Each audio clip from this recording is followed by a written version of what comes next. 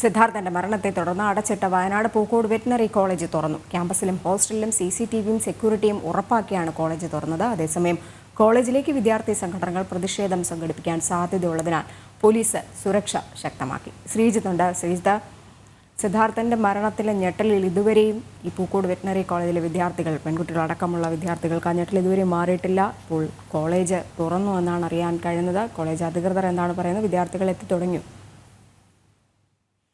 Rajani, March 4-ാം തീയതി ആയിരുന്നു ഇത്തരത്തിൽ ഈ കോളേജ് അടച്ചിടുന്നത്. കാരണം സിദ്ധാർത്ഥന്റെ മരണവുമായി ബന്ധപ്പെട്ട് ആ കോളേജിലേക്ക് വലിയ പ്രതിഷേധങ്ങൾ അരങ്ങേറിയിരുന്നു. അതിന്റെ പശ്ചാത്തലത്തിലായിരുന്നു ഈ കോളേജ് അടച്ചത്. അതോടൊപ്പം തന്നെ ഡീനിനെ ഉൾപ്പെടെയുള്ളവർ വലിയ ആരോപണത്തിന് വിധേയരാകുകയും ചെയ്തു. അതിന്റെ അടിസ്ഥാനത്തിൽ വലിയ പ്രതിഷേധങ്ങൾ വിദ്യാർത്ഥി സംഘടനകളും അതോടൊപ്പം തന്നെ പ്രതിപക്ഷ പാർട്ടികൾ സംഘടിപ്പിച്ചിരുന്നു. ഇതിന്റെ പശ്ചാത്തലത്തിൽ മാർച്ച് 4-ാം തീയതിയായിരുന്നു ഈ കോളേജ് അടച്ചത്. അതിനുശേഷമായിരുന്നു ഇന്ന് രാവിലെ മുതൽ 10-ാം തീയതി 11-ാം തീയതി രാവിലെ മുതൽ കോളേജ് തുറന്നിരിക്കുന്നത്. അതോടൊപ്പം തന്നെ ഈ കോളേജുമായി ബന്ധപ്പെട്ട് ഈ സുരക്ഷ വർദ്ധിപ്പിച്ചിട്ടുണ്ട്. എന്തായാലും സെക്യൂരിറ്റി തുടക്കത്തിൽ തന്നെ ഈ സെക്യൂരിറ്റിയുമായി ബന്ധപ്പെട്ടെല്ലാം വലിയ വീഴ്ചകൾ ഈ ആന്റി റാഗിംഗ് സെല്ലും അതോടൊപ്പം പോലീസും എല്ലാം ചൂണ്ടിക്കാട്ടിയിരുന്നു. ആ പശ്ചാത്തലത്തിലാണ് സെക്യൂരിറ്റികളുടെ എണ്ണം, സുരക്ഷാ ജീവനക്കാരുടെ എണ്ണം വർദ്ധിപ്പിക്കുകയും അതോടൊപ്പം തന്നെ ഹോസ്റ്റലിലും കോളേജിലുമെല്ലാം കൂടുതൽ CCTV ക്യാമറകൾ സ്ഥാപിക്കുകയും ചെയ്തിട്ടുണ്ട്. അതോടൊപ്പം ഈ മരണവുമായി ബന്ധപ്പെട്ട് ഈ വിദ്യാർത്ഥിയുടെ മരണവും അതോടൊപ്പം തന്നെ ഈ സുഹൃത്തുക്കൾ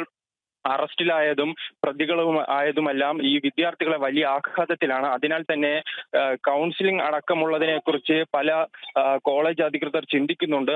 അതോടൊപ്പം തന്നെ ഇനി വരും ദിവസങ്ങളിൽ കൂടുതൽ പ്രതിപക്ഷ പാർട്ടികളുടെ പ്രക്ഷോഭമെല്ലാം സാധ്യതയുള്ളതിനാൽ കൂടുതൽ പോലീസും സ്ഥലത്ത് ക്യാമ്പ് ചെയ്യുന്നുണ്ട്. രജനി, ശ്രീതൊപ്പം ഈ ഒരു കേസിൽ 19-ാമതെന്ന് പറയുന്ന പ്രതി എവിടെയാണെന്ന് പോലും പോലീസിൽ അറിയില്ല. അങ്ങനെ ഒരു പ്രതിയെ പ്രതി ചേർത്തിട്ട് പോലുമില്ല.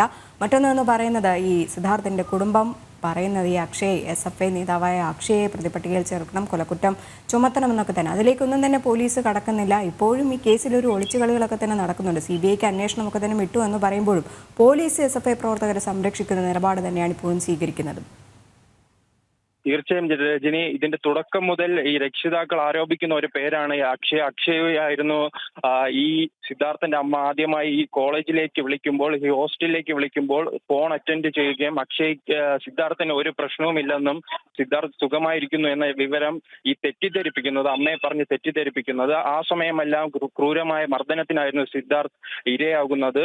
ആ സാഹചര്യത്തിലായിരുന്നു ഈ അമ്മയും അതോടൊപ്പം തന്നെ രക്ഷിതാക്കളുമെല്ലാം ഈ അക്ഷയെയും ഈ കേസിൽ പ്രതിയാക്കണമെന്ന് ആവശ്യപ്പെടുന്നത്. പക്ഷേ ഈ അക്ഷയ്ക്ക് രാഷ്ട്രീയമായ പിന്തുണയുള്ളതായി അറിയുന്നു. അതിനാലായിരുന്നു ഇത്തരത്തിൽ കേസിൽ ഉൾപ്പെടുത്താത്തതെന്നാണ് ഈ രക്ഷിതാക്കളുടെ ആരോപണം. അതോടൊപ്പം തന്നെ കേസുമായി ബന്ധപ്പെട്ട പല നിർണായക തെളിവുകളും ഇനിയും കണ്ടെത്താൻ പോലീസിന് കഴിഞ്ഞിട്ടില്ല. അന്ന് മർദ്ദിക്കാൻ ഉപയോഗിച്ച ബെൽറ്റ് അടക്കമുള്ള നിർണായക തെളിവുകൾ നിലവിൽ പോലീസിന് കണ്ടെത്താൻ കഴിഞ്ഞില്ല. അതിനാൽ തന്നെ ഇത് പ്രതികൾക്ക് വളരെ അനുകൂലമായ ഒരു സാഹചര്യമാണ്. അതോടൊപ്പം കൂടുതൽ പ്രതികൾ ഉണ്ടെന്നും ഈ രക്ഷിതാക്കൾ ആരോപിക്കുന്നു. കാരണം 130ഓളം കുട്ടികളെ മുന്നിൽ വെച്ച് 25-ലധികം വിദ്യാർത്ഥികളാണ് പ്രതികളാണ് ഈ സിദ്ധാർത്ഥനെ മർദ്ദിക്കുന്നത്. അതോടൊപ്പം തന്നെ കോളേജിൽ നിന്ന് തന്നെ 31 പേരെയാണ് സസ്പെൻഡ് ചെയ്തത്. പക്ഷേ പ്രതിപട്ടികയിലുള്ളത് ആകെ 20 പേരാണ്. രജനി, ശ്രീത്താണ് വിവരങ്ങൾ നൽകിയത്.